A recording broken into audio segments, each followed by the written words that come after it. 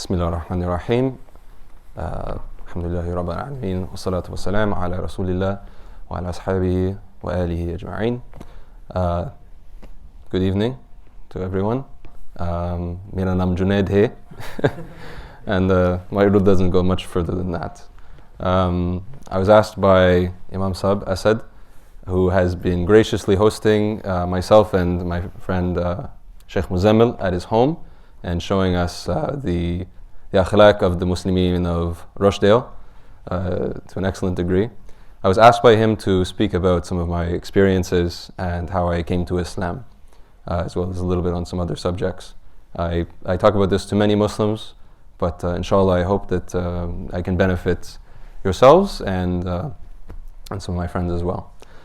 So, I guess my story of coming to Islam, you can give the very, very short version and the longer version. The very, very short version is that when I was 13 years old, I was given a Quran, strangely via my mother, who I encountered very much opposition from later on, from being a Muslim. I'm from an English Canadian background. I would say, if you know the English people here, we're much the same. We just speak funny, but we're pretty much the same as people in Rochdale or in London, or maybe you would disagree about the people in Rochdale and London being very similar. But I was given a Quran. She went to a book fair, and some Muslim brother, I'll never know who it was, he gave her this Quran for free. He was giving them out, and she took one, and she knew that her son liked to read a lot.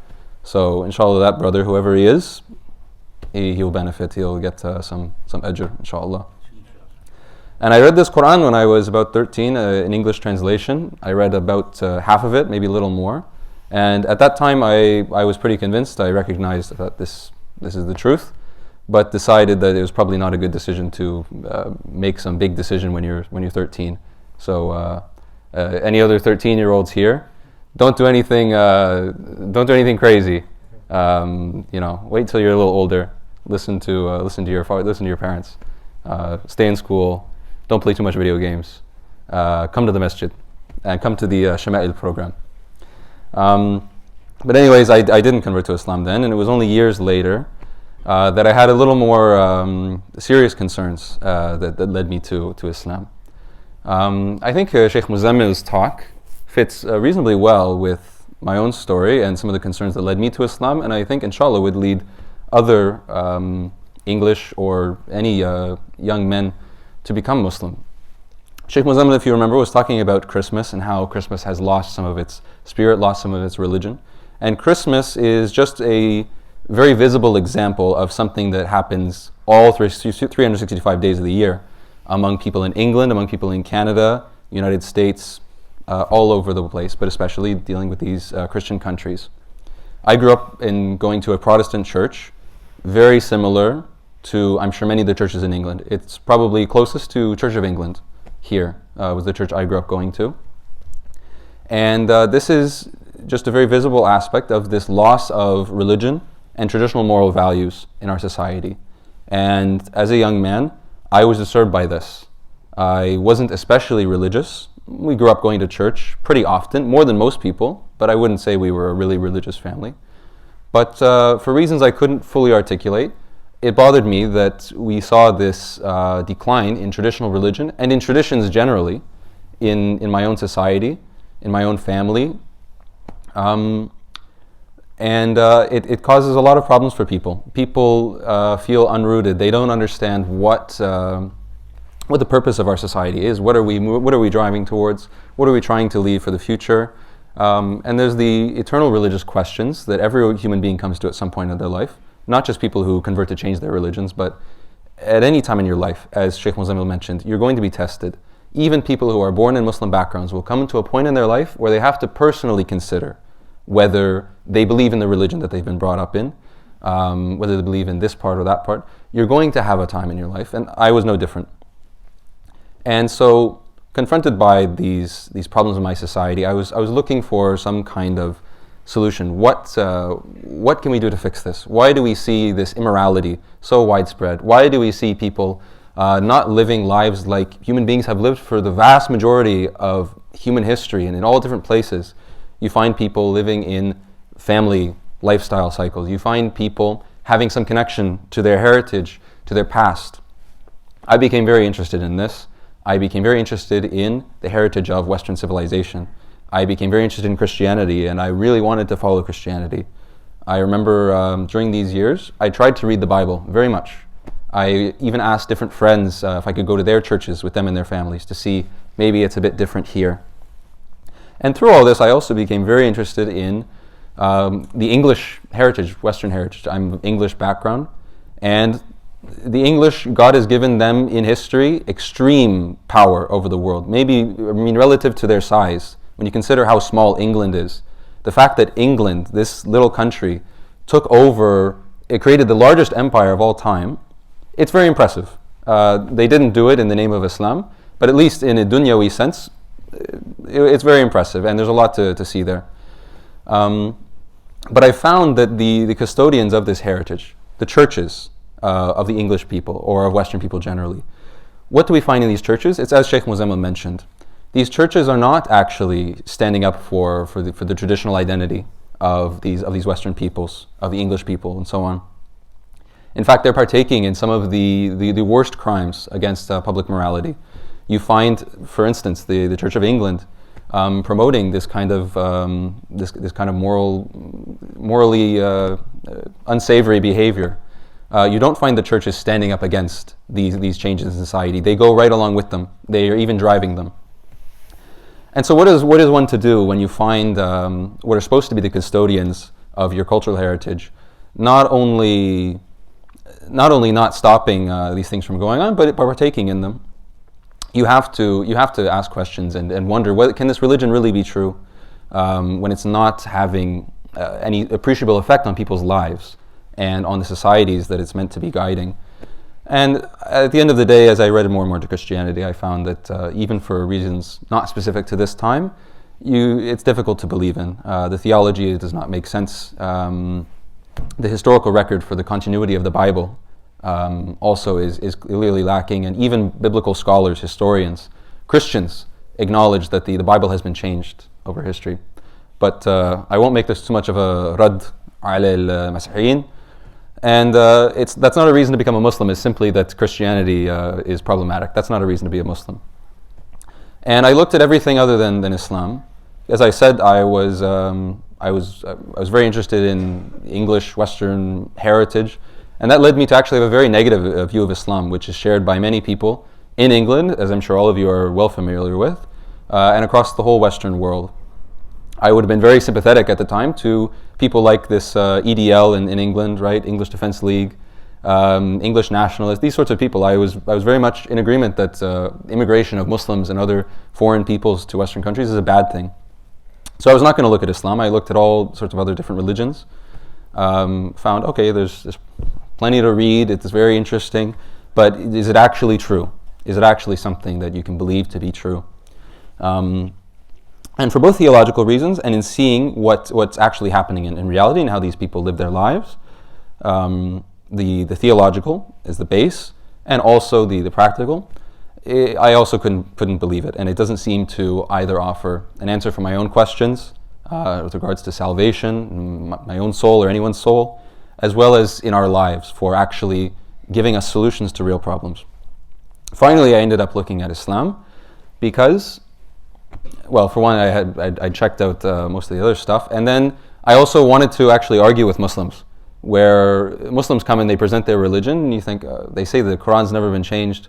No way. And you go and read about this, and you have to give credit eventually, even if the Muslims are not right, their religion isn't true. The Quran has never been changed. You don't have to be a Muslim to accept that. You just have to, even just applying secular historical methods, you'll come to that conclusion. And that is the accepted conclusion of historical researchers these days. And that leads to more and more things. And you get into more and more arguments that Muslims bring forward for their religion. I'll tell you the reasons that partly brought me, but I think I've developed better reasons to remain a Muslim than some of the ones that started. A lot of brothers get very excited about scientific miracles in the Quran, these claims that all sorts of modern scientific discoveries have been predicted in the Quran. I mean, these are interesting, but they're not a reason to accept or leave a faith, because what would happen tomorrow if some new scientists disproved something that someone in a book put 20 years ago, proving the Quran has this science in it. Our religion is not founded on what's current in science. If that were the case, there'd be different times where the latest science would disagree with things that are in the Quran now. And if those things happen to disagree in future, that's not a proof for or against the religion. But anyways, I was interested in that partly at the time. And I would say that one of the biggest things drawing someone to Islam, and that I think it's really worth talking about, and I would say in giving da'wah, as Sheikh Muzammil mentioned, I think there's a great potential for da'wah, and even a responsibility for the Muslims here to think about da'wah. Something to bring up that may surprise you is, I would say, actually the Sharia is in fact maybe the most interesting thing about Islam for Westerners. I was mentioning that I had this vague dissatisfaction with the direction and the state of my society. The Sharia, the Islamic social vision, is very compelling and interesting as a alternative vision that Muslims actually care and believe to talk about as a realistic alternative way to live. I mean, what do we find? There's many immigrants of different kinds in Britain. I'm sure you've all met people who, aside from Muslims and English people, you meet Chinese people, Vietnamese, Hindus, all these people, different kinds of people. These different groups, with the exception of Muslims, are generally, with some exceptions, they're okay with how the society generally functions. Maybe they don't share all the same moral ideas as the Westerners, but they're at least, they don't care to really change anything, or they don't get into arguments. You see that it's Islam that's something different. Islam is really something different in that we have a divine law we believe to be from God, and we believe in applying in our own lives, and are serious about it in a way that Christians obviously, for the most part, are not about the Bible, much less people of any other religion or no religion.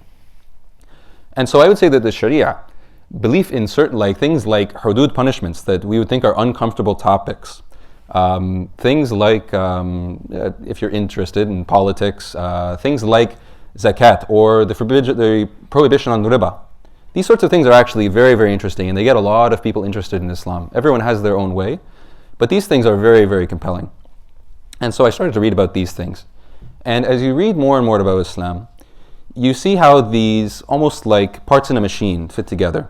How the regulation of marriage, for instance, all the rules surrounding nikah, how these fit together when you think about all the effects as they would cascade for generations, combined with things, for instance, on mirath, on inheritance, and how the inheritance relates to how people do business in Sharia economics and finances and business, and how this deals with criminal punishments, and how this deals with even down to the smallest things of adab, of Prophetic Sunnah sallallahu alaihi wasallam, of how you eat your food and build your house and wear your clothes. When you gather a vision of all of these things and how to fit together, what reveals itself to you is an eminently human system where everything conforms at bottom to what we discover in the course of our lives of human nature. We discover how human beings work. We meet people of different ages, and we see how people evolve as they get older, or when they live in certain situations, or we see the constant aspects of human nature, of fitrah, across different cultures, across among men and among women, among children, among people who are married, among people who are divorced, and all these different things. And you see the way that these laws reflect what we find to be human nature and how people work. Even looking into history, and we see the rise and fall of different societies, and you consider how the Islamic laws would solve many of these problems.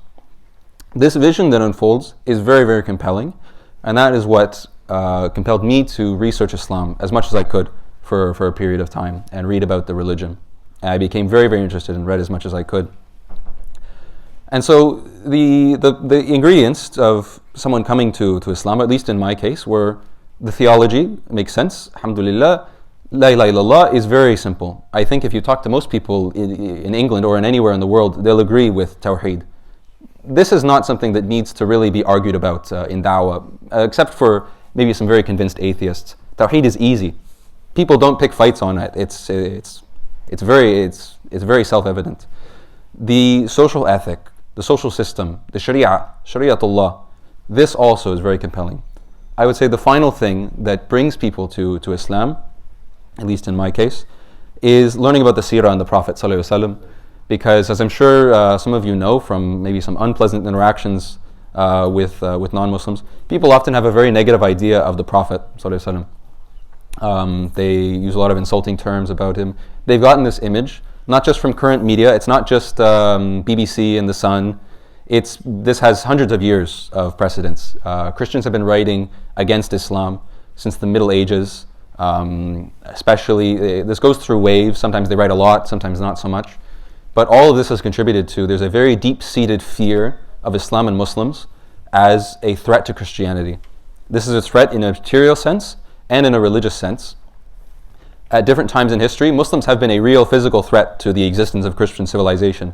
In the very first conquests under the Sahabas, you have to realize that Muslims took over half the Christian world. They almost conquered Constantinople, now Istanbul. Before, this is 1,000 years before the Turks. That was very threatening. And then again with the Ottoman Empire, Islam again was a real physical threat to the existence of a Christian Europe. And I would say at a more deep level, Islam is a threat to Christianity and to various other religions because it's almost inexplicable in its existence in history. I'm someone who's very interested in history and trying to understand the meaning of why God has destined events to go one way or another. Islam doesn't fit into the Christian story of God's relationship with human beings. In their story, God has sent His Son, Isa, na'udhu billah, from this qawl, has sent Isa to offer salvation to the world, and this is the last word. Khalas, it's done. Islam then comes 600 or so years after Isa as this new religion that takes over half of Christendom, almost takes over the whole thing. And not only is this separate religion, but it's a religion in the same tradition. We believe in the same prophets. We have an explanation of what Christianity is in our own religion. Christianity has no explanation of what Islam is, why God would create Islam if it's a false religion. It doesn't really make sense. And so this deep-seated fear of Islam and the Prophet is very well rooted among Western peoples, and I had that. And so even as I'm finding that I agree with many, many things of Islam, and I agree with the theological aspects of the religion, it's very difficult to kick the deep-seated emotional repulsion, I would say, from Islam as an ultimately foreign religion, as something that is a threat to our whole conception of what the world is and what it means. But I would say, alhamdulillah, by reading about the seerah and by reading about the history, firstly of the Sahabas, the Prophet, and then later Islamic history, you come to accept that you can conceive of a different story of humankind and of religion and God's relationship with the world. And when you read enough about the Prophet ﷺ and his character, you have to come to the conclusion that of the options, whether he could be lying, he could be crazy, or he's telling the truth, the first two options cannot be believed according to your logic. It cannot be believed, and therefore he must be telling the truth. And so eventually, after struggling with this for a while, I became a Muslim. Alhamdulillah. And I found the solution and the answer to many of these problems that I dealt with.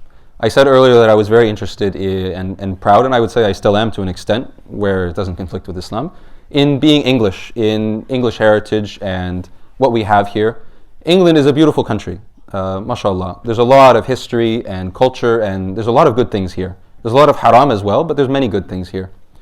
And I found even that, of course, we believe that Islam is for all peoples in all times and places. It's also for English people. It's not just for people from South Asia or the Middle East. It is, in theory, for English people or for French people or for German people. And really, when you look at the lives that Muslims lead, this is actually much more close to how English people, for instance, have lived their lives for most of history. You can go find these videos in BBC archives from just 100 years ago. I saw this one, it was from a street in Edinburgh, I think. And you find that the women are wearing not just hijab, they're wearing niqab. Scottish women, they're wearing like niqabs, full abayas. They're covered, their entire bodies, only their faces showing. These are Christian, Scottish, and English women. This is how they were dressed. Men, of course, are not wearing anything, they are completely following Sharia dressing requirements in English and Scottish clothes. And so, coming to a realization that there's not really a conflict in one's identity, even as someone who's not a South Asian or an Arab. This brings a lot of reconciliation to my life and to other people. And so, on the topic of da'wah, as Sheikh Junaid mentioned, is imperative for Muslims living in Britain, especially Britain, among Western countries. I would just ask you to consider, maybe you know English people, you undoubtedly have English friends, maybe even close friends. You know English people, maybe even most of their friends are Asian descended people, especially if you live in Rochdale, because it seems that everyone here is from South Asia, for very few English people. Consider that even English people who might bear a lot of hatred for Islam in their hearts, I certainly did in the past. Consider, I've heard from some members of this community that sometimes there are riots in north of England between some English youth and Muslim youth. Sometimes people deface masajid, things like this. Consider that even people like this have a capacity to be guided to Islam. And I hope, inshallah, that I can give some insight into what the reasons for this are, and realize that if you know what these people are looking for, I would say in many cases they had similar thoughts to myself. They're looking for a recovery of of a traditional and a healthy and happy human society looks like, and Islam can provide that. They don't need to find this by looking into some vague idea of the English past that they can't revive and that isn't being preserved by anyone. They can find this in Islam. Even these people, they basically want, at a fundamental level, as any normal and healthy human being should, they want what, inshallah, the Muslims in Britain and everywhere are trying to preserve and protect and continue. They want the same things. And so, inshallah, I hope that we can guide these people, and I think that the prospects for this are better in England than almost anywhere else in the world. And so, inshallah, I hope that this talk benefits everyone here, and inshallah, the people of England, and any advice I've given is for myself before anyone else. Thank you for your time, and thank you to Sheikh Asad. Thank you.